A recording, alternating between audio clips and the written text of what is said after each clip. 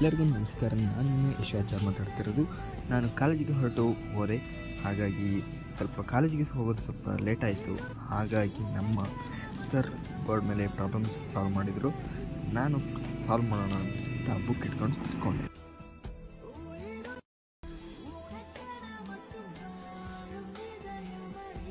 ಇವ್ರು ನನ್ನ ಫ್ರೆಂಡ್ಸು ಏನು ಬರ್ದಲ್ಲೇ ಕೂತಿದ್ರು.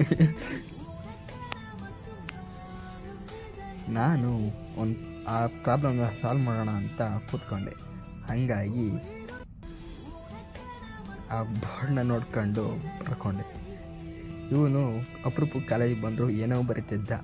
ನಾನು ಅದನ್ನು ವೀಡಿಯೋ ಮಾಡ್ಕೊಂಡು ಕೂತ್ಕೊಂಡೆ.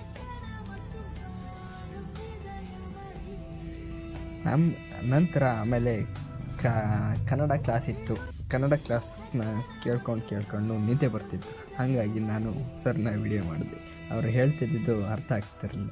ಹಾಗಾಗಿ ಅವ್ರನ್ನ ನೋಡ್ಕೊಂಡು ವಿಡಿಯೋ ಮಾಡ್ತಾ ಇದ್ದೆ.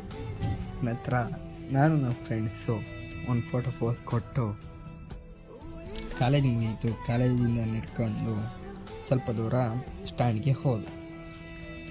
ಅಲ್ಲಿ ನೋಡಿದ್ರೆ ಮತ್ತೆ ಕ್ಯಾಮ್ರಾಗೆ ಪೋಸ್ ಕೊಟ್ಟು ಮಳೆ ಬರ್ತಾರ ಇತ್ತು. ಹಾಗಾಗಿ ಮೋಡ ನೋಡ್ಕೊಂಡು ರೋಡ್ ನೋಡ್ಕೊಂಡು ಮುಂದೆ ಸಾಗ್ತಾ ಹೋದೆ.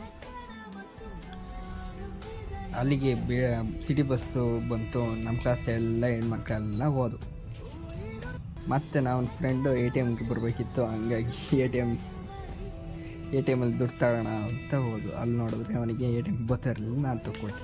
ನನಗೆ ತಾಲೂಕು ಆಫೀಸಲ್ಲಿ ಕೆಲಸ ಇದ್ದ ಕಾರಣ ತಾಲೂಕು ಆಫೀಸ್ಗೆ ಬಂದೆ. ತಾಲೂಕು ಆಫೀಸಲ್ಲಿ ಕೆಲಸ ಮುಗಿಸಿದ ತಕ್ಷಣ ನನ್ನ ಟೆಂಪೋ ರೆಡಿ ಇತ್ತು. ಹಂಗಾಗಿ ನಾನು ಟೆಂಪೋ ಹತ್ರ ಬೇಗ ಹೋದೆ. ಹಾಗಾಗಿ ನಾನು ನಡ್ಕೊಂಡು ವೀಡಿಯೋ ಮಾಡ್ಕೊಂಡು ಹೋದೆ.